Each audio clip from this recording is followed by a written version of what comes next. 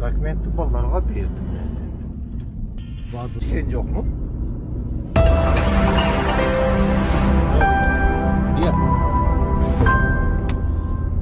Тур. 16 ноября 2020 года в Верховном суде Кыргызской Республики в торжественной обстановке принесли присягу судьи местных судов, назначенные в первый раз сроком на 5 лет указом исполняющего обязанности президента Кыргызской Республики Садыра Джапарова от 6 ноября 2020 года за номером 34. Барымбаев Жеңишбек Базармаматович, председатель Верховного суда Кыргызской Республики Гульбара Калиева поздравила назначенных судей и призвала быть верными принесенной ими присяге.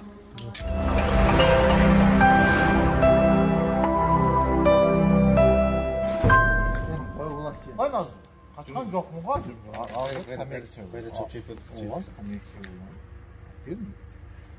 Sizlerdi. Sen de yen yok mu? Başka olan yok mu?